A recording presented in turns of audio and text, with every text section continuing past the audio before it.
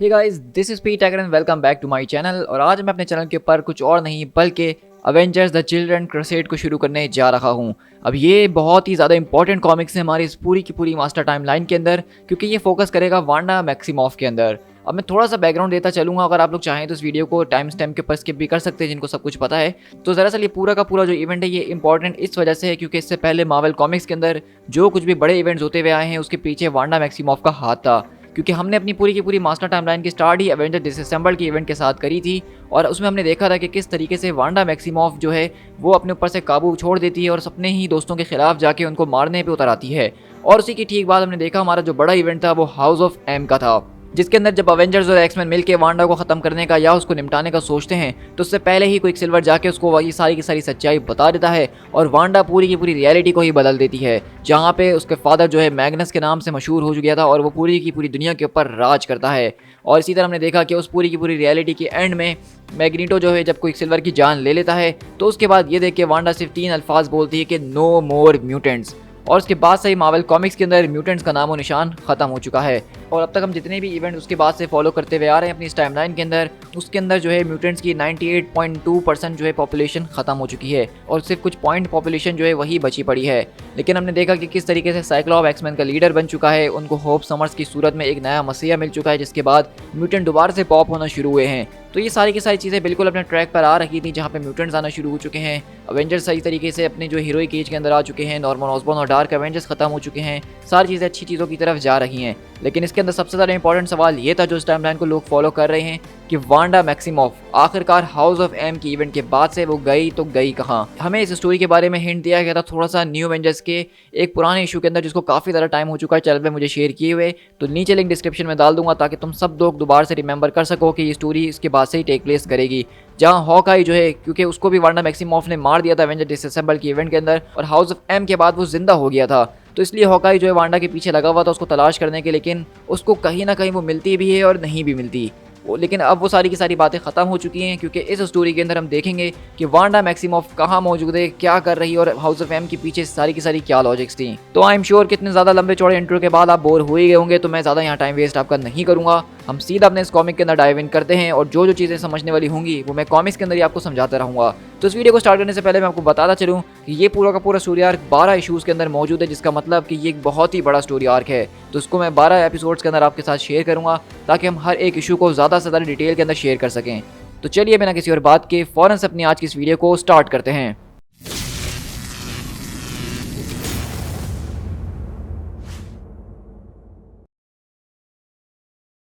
तो हमारी कहानी की स्टार्ट बेसिकली हमारे यंग एवेंजर्स के साथ होती है, क्योंकि ये पूरी की पूरी स्टोरी जो फोकस करेगी वो हमारे यंग एवेंजर्स के ऊपर ही करेगी। अब हम देखते हैं कि किस तरीके से यहाँ पे हमें इंट्रोडक्शन में बताया जा रहा होता है कि इस सब की शुरुआत तब हुई थी जब इसके बारे में कोई जानता भी नहीं था और किसी को पता भी नहीं था कि ये कभी एक टीम भी बन सकती है। अचानक से 7 सुपर पावर्ड लोग जो हैं वो अवेंजर्स के फैन थे, वो अचानक एक साथ मिलकर उन्होंने एक टीम बना ली जब अवेंजर्स बिखरे पड़े थे, और उन्होंने अपने आप को एक टीम के अंदर बदल दिया और तब से वो अपने आप को जो है यंग अवेंजर्स के नाम से बुला रही हैं। और हम देखते हैं कि बेसिकली आज भी यंग एवेंजर्स जो हैं वो अपने अलग एक मिशन के ऊपर आए हुए हैं जहाँ पे वो ज़बरदस्त तरीके से मुकाबला करने में लगे हुए हैं। इसी तरह हमें टीम के एक मेंबर का इंट्रोडक्शन दिया जा रहा है कि यहाँ पे सबसे पहले हमारे पास टीचर मौजूद है जो कि केसी लैंग यानी कि एंट मैन की बेटी है, और ये वही एंट मैन है जिसको अवेंजर्स डिसअसेंबल्ड की इवेंट के अंदर वांडा मैक्सिमॉफ ने जान से मार दिया था। इसके बाद हमारा जो अगला मेंबर है वो कोई और नहीं बल्कि विजन है। अब ये विजन भी जो है एक दूसरा विजन है क्योंकि ओरिजिनल विजन को वांडा ने अवेंजर्स डिसअसेंबल्ड के अंदर मार दिया था। इसके बाद जो अगला हमारे पास मेंबर है इस टीम का वो एली ब्रैडली है, जो कि बेसिकली सबसे पहले सुपर सोल्जर का एक पोता है जो कि पेट्रॉइड के नाम से जाना जाता है। इसी के अलावा हमारी केट बिशप जो कि हॉकाई के नाम से जानी जा रही है, और यहाँ पे 2 भाई जो कि माना जा रहा है कि वांडा मैक्सिमॉफ के ही बेटे हैं। उनमें से एक का नाम स्पीड जिसके पास सुपर स्पीड है क्विक सिल्वर की तरह, और विकिन जिसके पास मैजिकल पावर्स हैं, लेकिन वो किस तरीके से अपने मैजिक को इस्तेमाल करता है ये बात उसको भी नहीं पता। और एट लास्ट हमारे पास यहाँ पे टेडी आल्टमैन यानी कि हल्कलिंग मौजूद है, जो कि दरअसल कैप्टन मार्वेल और स्क्रल की प्रिंसेस का बेटा है। और हम देखते हैं कि यहाँ पे बेसिकली जब हल्कलिंग यहाँ पे एक पूरे के पूरे आदमी से लड़ रहा होता है वो यही कहता है कि तुम्हें क्या लगता है कि तुम हमसे बेहतर हो, तुम भी हमें रोकने के लिए हमारी जान लोगे, और तुम्हें लगता है कि तुम अगर बुरी चीज़ को मारते हो तो तुम अच्छे बन जाओगे, और इस तरह की फजूल बातें कर रहा होता है। लेकिन वहीं पर हल्कलिंग अपना ज़बरदस्त तरीके का नाखून निकाल कर कहता है कि मैंने भी बाइबल को पढ़ा, उसके अंदर यही लिखा है एन आई फॉर एन आई। तो वहीं से वो आदमी कहता है कि चलो अगर ऐसी बात है तो कर डालो, जान से मार डालो ताकि तुम दिखा सको दुनिया के सामने कि मैं एक शहीद हूँ और तुम सिर्फ एक मॉन्स्टर हो। लेकिन अगले बार हल्कलिंग बोलता है कि अगर तुम मुझे इतना इंसिस्ट करोगे तो मुझे ये करना ही पड़ेगा। लेकिन हल्कलिंग उसको मारता नहीं बल्कि उसकी चुम्मी ले लेता है और वो कहता है कि तुम इसके लिए जहन्नुम में चलोगे। और वहीं से हल्कलिंग बोलता है कि वाकई में तुम्हें लगता है कि मैं जहन्नुम में जाऊंगा, वो भी सिर्फ तुम्हारी चुम्मी लेने के लिए? और तुम तो अपने फ्री टाइम के अंदर लोगों को जान से मारते हो और तुम जन्नत में जाओगे। इतनी भी बुरी किस नहीं थी जो मैंने तुम्हें दी है। लेकिन अगले पल हम देखते हैं कि उस आदमी को फौरन से गुस्सा आता है और वो एक ज़बरदस्त तरीके का ब्लास्ट आर्ट निकालता है और सीधा हल्कलिंग की छाती के ऊपर घुसा देता है। लेकिन अगले पल हम देखते हैं कि जब यहाँ पे ये पूरी की पूरी बसड़ चली रही होती है तो वहाँ से दरअसल कोई और नहीं बल्कि हमारे एवेंजर्स पहुँचते हैं, जिसके अंदर कैप्टन अमेरिका, आयरन मैन और मिस मार्वल मौजूद हैं। और वहीं से आयरन मैन बोलता है कि अपने अपने हथियार नीचे गिरा दो और हाथ हवा के अंदर करो, बच्चों से दूर हट जाओ। लेकिन वहीं से वो आदमी बोलता है कि आई बिलीव कि सरपंच सोसाइटी का मेंबर होने के नाते इस वक्त ऑर्डर्स वो मैं चलाऊंगा, क्योंकि इस वक्त मेरी कमर के ऊपर एक पूरा का पूरा न्यूक्लियर वेपन अटैच्ड है। लेकिन वहीं से हम देखते हैं कि विकेन आता और कहता है कि उसको जाने दो, मैं तुम्हें वॉर्न कर रहा हूँ। लेकिन वो कहता है कि मुझे नहीं लगता कि तुम यहाँ धमकी देने की पोजीशन के अंदर हो। क्या तुम वाकई में यहाँ पर रिस्क लेना चाहते हो मिलियंस ऑफ लोगों का, वो भी सिर्फ एक इस एलियन को बचाने के लिए? तो विकेन बोलता है कि मुझे आजमा के देख लो। तो वहीं से वो बोलता है कि चलो अगर ऐसी ही बात है तो फिर इस बात को याद रखना कि मैंने तुम्हें इस बारे में वॉर्न किया था और अब जो कुछ भी होने वाला है उसके जिम्मेदार सिर्फ तुम ही होगे। लेकिन अगले पर वहीं से विकेन बोलता है कि टैडी, और हम देखते हैं कि वहाँ पे हमें ज़बरदस्त तरीके का एक फ्लैश ऑफ लाइट नजर आता है जहाँ पे हर तरफ से एक वाइट कलर की रोशनी होती है और सारे के सारे लोग इधर से उधर जाके पड़े होते हैं और एक ज़बरदस्त तरीके का धमाका हो चुका है। और मिस मार्वल अपने होश में आती है, कहती हैं कि कैप, बच्चे, क्या तुम सब ठीक हो? आखिरकार ये पॉसिबल किस तरीके से है? क्या उस आदमी ने सच में न्यूक पहना हुआ था और उसने हम सबको उड़ा दिया है? हमें मर जाना नहीं चाहिए था। तो वहीं से आयरन मैन के सारे सिस्टम्स ऑनलाइन होते हैं और वो डिटेक्ट करता है कि आखिरकार ये चल क्या रहा है। और वहीं से कैप्टन अमेरिका बोलते हैं कि वो एक न्यूक्लियर बॉम्ब नहीं था जो कि अभी अभी फटा है, बल्कि वो तो दरअसल विकेन था। और अगले ही पल हम देखते हैं कि यहाँ पे विकेन जो है वो आसमान के अंदर उड़ रहा है और उसके अंदर से ज़बरदस्त तरीके की रोशनी निकल रही है और न जाने उसने क्या किया है कि यहाँ पे सारे के सारे दुश्मन वो ठंडे पड़ चुके हैं। इसी तरह हम लोग यहाँ से सीधा जो है यंग अवेंजर्स के हेडक्वार्टर्स के अंदर शिफ्ट होते हैं और वहीं से आयरन मैन बोलता है कि तुमने उन सारे के सारे लोगों को बेहोश कर दिया। हॉस्पिटल ने हमें बताया कि उसमें से पहला आदमी जो है होश में आ चुका है, जिसका मतलब कि यहाँ पे कुछ ज़्यादा बुरा नहीं हुआ है। लेकिन हमें इस बारे में कोई आइडिया नहीं था कि तुम ऐसा भी उनके साथ कुछ कर सकते हो। तो वहीं से मिस मार्वल बोलती हैं, क्या हमें इस बारे में कोई आइडिया भी है कि दरअसल सच में हुआ क्या था? और कैप्टन बोलते हैं कि विकेन, क्यों ना तुम ही हमें बताओ कि हुआ क्या था। तो विकेन बोलता है कि ऑनेस्टली मुझे इस बारे में कुछ नहीं पता। एक मिनट पहले मुझे ऐसा लगा कि हम सन्स ऑफ सरपेंट से लड़ रहे हैं और अगले मिनट। तो वहीं से मिस मार्वल बोलती है कि तुम्हारा कहने का मतलब ये है कि तुमने उनमें से सारे के सारे लोगों को कोमा के अंदर डाल दिया और तुम चाहो तो उनको आसानी से मार भी सकते थे। तो विकेन बोलता है कि मैं ऐसा कभी नहीं करूंगा। तो मिस मार्वल बोलती है कि तुम्हें इस वक्त ये खुद नहीं पता विकेन कि तुम क्या करने के कैपेबल हो और ना ही हमें ये बात पता है कि तुम क्या क्या कर सकते हो। तो इसका मतलब ये है कि अब तुम कुछ अरसा हमारे साथ रहने वाले हो। तो वहीं पे हल्कलिंग बोलता है कि क्या, लेकिन ये सब क्यों कर रहे हैं आप लोग? तो वहीं से मिस मार्वल बोलती हैं क्योंकि हम नहीं चाहते कि हमारे सामने एक और स्कारलेट विच आ जाए और वो भी बिल्कुल वैसे ही हो उसका अंजाम जिस तरह ओरिजिनल स्कारलेट विच का हुआ था। हमने उसके ऊपर भी ध्यान नहीं दिया था और उसकी वजह से बहुत कुछ हो चुका है। तो विकेन बोलता है कि आखिरकार इन सारी की सारी बातों का मतलब क्या है?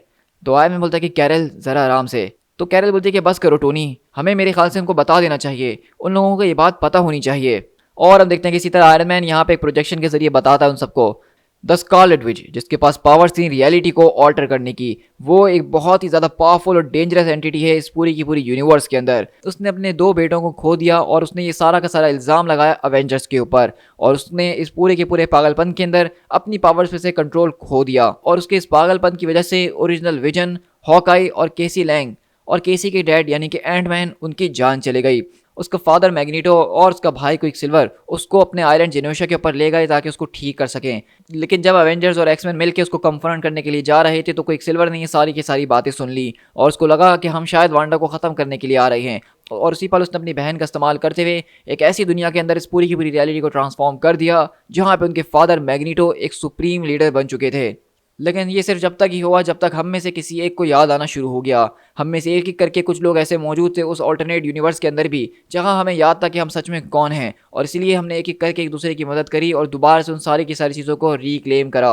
और इस पूरी की पूरी लड़ाई झगड़े के बीच जब वांडा मैक्सिमोफ को पता चला कि आखिरकार उसने ये सब क्या किया है और उसकी वजह से क्या क्या हो चुका है, तो उसने एक अपना आखिरी स्पेल पढ़ा और स्कारलेट विच ने कहा नो मोर म्यूटेंट्स। और उसके सिर्फ 3 अल्फाज की वजह से मिलियंस ऑफ म्यूटेंट्स की पावर जो हैं वो उनसे छीन ली गई और एक तरह का ये आज तक का होने वाला सबसे बड़ा म्यूटेंट जेनोसाइड माना जाता है।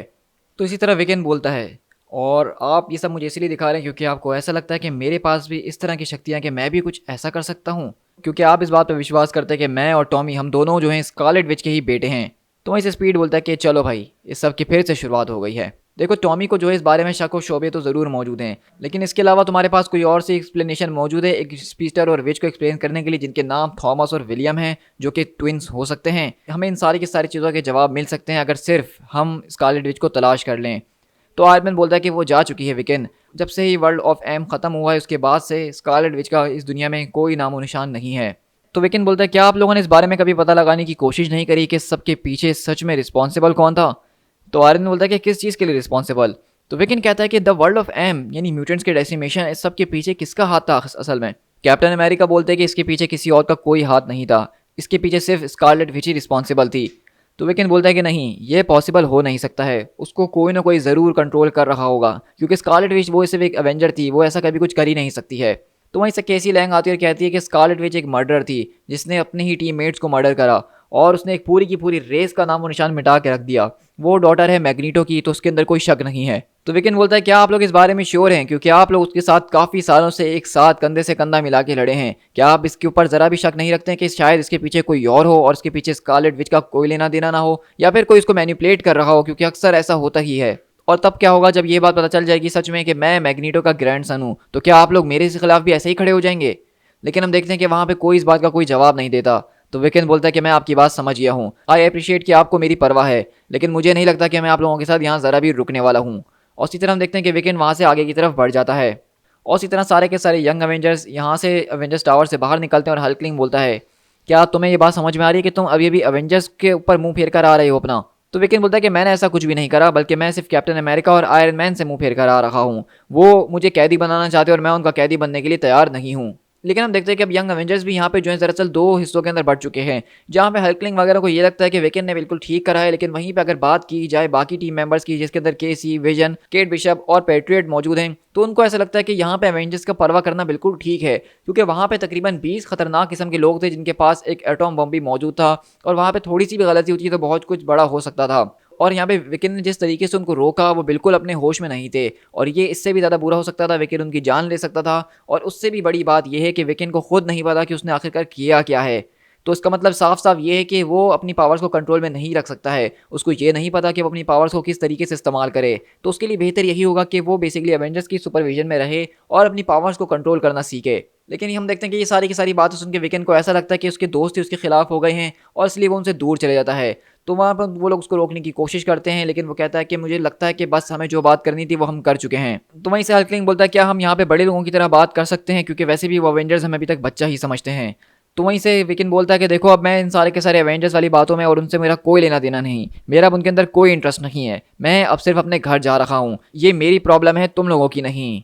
ज़रा एक मिनट, क्योंकि अगले ही पल हम देखते हैं कि विकेन जब अपने घर जाता है तो वहाँ पे कैप्टन अमेरिका जो हैं उसके पेरेंट्स से मिलने के लिए आए हुए होते हैं, और विकेन बस यही सोचता है कि मैंने अपनी सारी ज़िंदगी यही ख्वाब देखा कि किसी दिन कैप्टन अमेरिका मेरे घर आएँ और मेरे पेरेंट्स से ये कहें कि मैं आपके बेटे को अपने साथ रखना चाहता हूँ, अवेंजर्स का हिस्सा बनाना चाहता हूँ। मैं हमेशा से चाहता था कि ये सपना मेरा कभी ना कभी सच हो, लेकिन आज जब मेरा ये सपना सच हुआ तो मुझे लग रहा है कि हमें ख्वाहिश जो है बहुत ज़्यादा सोच समझ के करनी चाहिए। तो वहीं से कैप्टन अमेरिका बोलते हैं कि तुम हमारे साथ सिर्फ तब तक रहोगे जब तक हम तुम्हारी पावर्स के बारे में जान लें कि तुम क्या कर सकते हो। तो वहीं से कैप्टन अमेरिका एक कैब को रोक रहे होते, तो विकेन बोलता है कि सीरियसली आप एक कैब को रोक रहे हैं, वो भी इस वक्त? तो वहीं से कैप्टन बोलते हैं कि तुम क्या चाहते हो कि हम सबवे का इस्तेमाल करके जाएं, क्योंकि मैं आयरन मैन की तरह उड़ नहीं सकता हूँ। लेकिन वहीं से विकेन अपनी सिर्फ एक हाथ के इशारे पे कैप्टन को उड़ाना शुरू कर देता है और कहता है कि मैं बहुत सी चीज़ें कर सकता हूँ, जिसमें से एक ये भी है जिसको मैं कंट्रोल कर सकता हूँ, लेकिन अगर आप फिर भी सबवे से जाना चाहते हैं तो जा सकते हैं।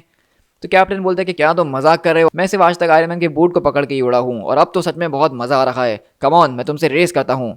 और इसी तरह विकेन बोलता है क्या मैं आपसे कुछ पूछ सकता हूँ कैप्टन अमेरिका, आप आखिरकार स्कारलेट विच को सबसे ज़्यादा पुराने वक्त से जानते हैं, वो अवेंजर्स का हिस्सा बहुत ज़्यादा शुरू से रही और आपने ही उसको अवेंजर बनाया था, क्या आपको लगता है कि वाकई में वो इस तरह की थी कि वो अपने ही टीममेट्स को हर्ट कर सके?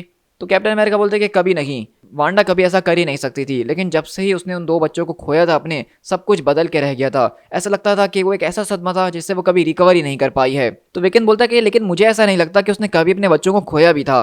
तो वहीं से कैप्टन अमेरिका बोलते हैं कि बिली मैं अभी अभी तुम्हारे बायोलॉजिकल पेरेंट्स से मिलते आ रहा हूँ और तुम उनके साथ रहते हो, तो उसके बाद भी तुम ये सब कैसे सोच सकते हो? तो वहीं से विकेन बोलता है कि मैं यहाँ पे ये बिल्कुल भी नहीं कह रहा हूँ कि टॉमी और मैं जो है बायोलॉजिकली एक दूसरे के बच्चे हैं या हम स्कारलेट विच के बायोलॉजिकल बच्चे हैं, ये बिल्कुल इंसेन है सोचना, लेकिन मैं यहाँ पे बात कर रहा हूँ ट्रांस माइग्रेशन ऑफ सोल्स की। ऐसा हो सकता है कि स्कारलेट विच बच्चों का जो सोल था वो अब हमारी बॉडी के अंदर ट्रांसफर हो गया और इसी वजह से हम इतना ज़्यादा उससे मिलते जुलते नजर आ रहे हैं। तो वहीं से कैप्टन अमेरिका बोलते हैं कि देखो मैं तुम्हें बस यही वार्न करना चाहता हूँ कि वांडा के साथ तुम्हारा कोई भी कनेक्शन जो है वो तुम्हें एवेंजर्स से बहुत ज़्यादा दूर ले जाएगा। तो विकन बोलता है क्या आप लोगों ने वाकई में इस बारे में कभी सोचा तक नहीं कि वांडा शायद सच में एक इनोसेंट हो सकती है। तो कैप्टन बोलते हैं कि मैं उस वक्त वहीं पे मौजूद था जब ये सब कुछ हुआ था, मैं जानता हूँ कि वो इनोसेंट तो बिल्कुल नहीं है। तो वहीं से विकन बोलता है कि नहीं आप मेरी बात समझ नहीं रहे हैं, ऐसा हो सकता है कि उसको किसी ने पोजेस कर लिया हो सकता है कि वो मोटस हो या किथॉन हो, ऐसा तो पहले कई बार हो चुका है अलग अलग लोगों के साथ। तो कैप्टन बोलते हैं कि देखो अगर ऐसा कुछ होता तो डॉक्टर स्ट्रेंज को इस बारे में पता चल चुका होता क्योंकि वहां पे वो भी मौजूद थे। तो विकन कहता है कि लेकिन मैंने ये भी सुना है कि अब डॉक्टर स्ट्रेंज उतने ज़्यादा पावरफुल नहीं रहे जितना वो कभी हुआ करते थे। तो कैप्टन बोलते हैं कि और तुम्हें ये लगता है कि तुम डॉक्टर स्ट्रेंज से ज़्यादा पावरफुल हो। तो विकन बोलता है कि मेरे ख्याल से हम यही तो पता करने के लिए एवेंजर्स मैंशन जा रहे हैं, लेकिन वहीं से आवाज़ आती है कि नहीं तुम मेरे बगैर यहाँ से कहीं नहीं जाने वाले। और हम देखते हैं कि उसका यहाँ पे बॉयफ्रेंड यानी कि हल्कलिंग और यहाँ पे विकन का एक रिलेशन है और वो कहता है कि मैं तुम्हारे साथ चलूंगा। तो वहीं से कैप्टन बोलता है कि मैं समझता हूँ हल्कलिंग कि तुम अपने दोस्त को प्रोटेक्ट करना चाहते हो, लेकिन तो हल्कलिंग बोलता है कि मैं समझता हूँ कैप्टन कि आप लोग बिली के बारे में कंसर्न है, लेकिन अगर उसके साथ कुछ भी हुआ तो आपका सबसे बड़ा कंसर्न मैं होना चाहिए। तो विकन बोलता है कि टैड ज़रा आराम से। तो वहीं से टैड बोलता है कि मैं और बिली एक दूसरे के पार्टनर्स हैं, जहाँ वो जाएगा वहाँ मैं जाऊँगा, जो प्रॉब्लम उसकी होगी वो प्रॉब्लम मेरी होगी। तो वहीं से कैप्टन अमेरिका आगे की तरफ बढ़ते हैं और कहते हैं ठीक है मुझे इससे कोई प्रॉब्लम नहीं है। तो विकन और टैड बोलते हैं कि वाकई में आपको कोई प्रॉब्लम नहीं है। तो कैप्टन बोलते हैं कि नहीं, इनफैक्ट मैं जारवेस को कह दूंगा कि वो तुम्हारे कमरे को प्रिपेयर कर दें। और अगले पल हम देखते हैं कि बेसिकली वो एवेंजर्स मेंशन के कमरे के अंदर मौजूद होते हैं जो कि बिल्कुल किसी सेल से कम नहीं लग रहा, लेकिन विकन अपनी पावर्स के सिर्फ एक इशारे के ऊपर उस पूरे के पूरे कमरे को एक 5 स्टार होटल के अंदर बदल देता है। और हम देखते हैं कि जब यहाँ पे वो दोनों आपस में बातें कर ही रहे होते हैं तो अचानक वहाँ पे दरअसल कोई और नहीं बल्कि स्पीड आ जाता है बहुत ज़्यादा तेज़ी से और कहता है आखिरकार तुम दोनों इडियट्स यहाँ करने का क्या सोच रहे हो। तो विकन बोलता है कि टॉमी तुम यहाँ पे क्या कर रही हो। तो स्पीड बोलता है कि मैं यहाँ पे क्या कर रहा हूँ, हम यहाँ पे तुम्हें रेस्क्यू करने के लिए आए हैं और क्या करने के लिए आए हैं, तुम दोनों यहाँ पे प्रिजनर्स हो और हम तुम्हें बचाने के लिए नहीं आएंगे तो आखिरकार कौन आएगा। और वहीं से अगले पल हम देखते हैं कि विजन आता है और कहता है कि मुझे माफ़ करना जेंटलमैन इंटरप्ट करने के लिए, लेकिन इन सिस्टम्स को मैं ज़्यादा देर तक जो हूँ बंद करके नहीं रख सकता हूँ, इससे पहले कि एवेंजर्स नोटिस करें हमें यहाँ से निकलना होगा। और टॉमी बोलता है कि बिली क्या तुम हमें मैजिक का इस्तेमाल करके यहाँ से ले जा सकते हो। लेकिन हम देखते हैं कि विकन यहाँ पे उसको बताने की कोशिश कर रहा होता है कि वो यहाँ पे अपनी मर्जी से आया, एवेंजर्स को ज़बरदस्ती नहीं लेकर आए हैं। लेकिन तभी टॉमी जो है वो बेसिकली उनके हाथ पकड़ के उनको तेज़ तेज़ जो है वाइब्रेट करना शुरू करता है ताकि वो दीवार को आर पार करके वहाँ से बाहर आ सकें। और अगले पल हम देखते हैं कि जब वो यहाँ से बाहर निकलते तो बाकी के यंग एवेंजर्स भी यहाँ पे मौजूद होते हैं। और यहाँ पे हम विकन देख के काफ़ी खुश होता है कि उसके सारे के सारे टीममेट्स उसको बचाने के लिए आए हैं। तो केट बोलती है कि बिल्कुल हम एक फैमिली की तरह हैं और हमें इस बात से कोई फ़र्क नहीं पड़ता कि कौन किसके खिलाफ जा रहा है, और हमें तुम्हारी उस सारी की सारी पावर से बिल्कुल भी डर नहीं लगता है।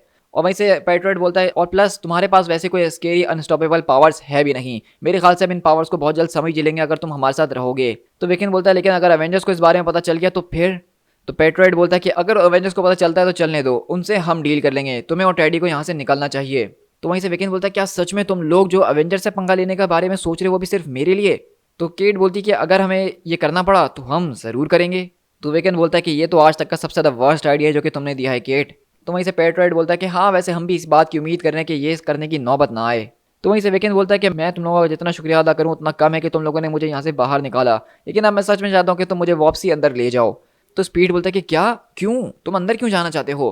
तो विकन बोलता है क्योंकि अगर मैंने एक बार भागना शुरू करा तो वो हमेशा मेरे पीछे आते रहेंगे और वो अवेंजर्स हैं, हम उनसे जितना भी छुपने की कोशिश क्यों ना कर ले वो हमें तलाश कर ही लेंगे, और इसके अलावा वैसे भी मेरे पास और कोई चॉइस है ही कहाँ, हमारे पास कुछ करने के लिए है ही कहाँ।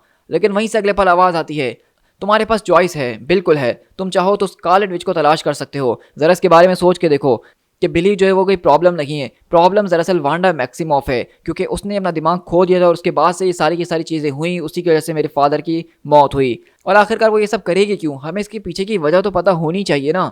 क्या पता उसने ये सब इसीलिए किया क्योंकि उसने अपने बच्चों को खो दिया था, और जब उसको ये बात पता चलेगी कि उसके दोनों बच्चे सही सलामत जिंदा हैं तो शायद वो उन सारी की सारी चीज़ों को ठीक कर दे, उन सारे के सारे म्यूटेंट्स को वापसी ले आए और शायद वो मेरे फादर को भी वापसी ला सके। लेकिन विजन बोलता है कि केसी मैं समझ रहा हूँ कि इस वक्त तुम बहुत ज़्यादा इमोशनल हो रही हो, मैं भी तुम्हारे फादर को बहुत मिस करता हूँ, लेकिन तो वहीं से केसी बोलती है कि विजन वो ऑलरेडी वंडरमैन को वापसी ला चुकी है मौत के मुंह से, वो क्लिंट बार्टन को हॉकाई को ला चुकी है, तो आखिरकार मेरे डैड को क्यों नहीं ला सकती है। अगर हम सच में फैमिली हैं तो तुम्हें मेरे बारे में भी सोचना चाहिए और हमें इसके बारे में कम से कम एक बार ट्राई तो करनी चाहिए, हमें बिली के लिए ट्राई करनी चाहिए, हमें स्कारलेट विच को ढूंढना चाहिए।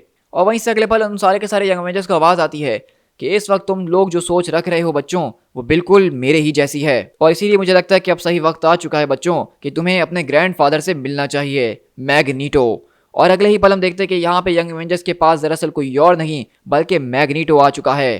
To be continued.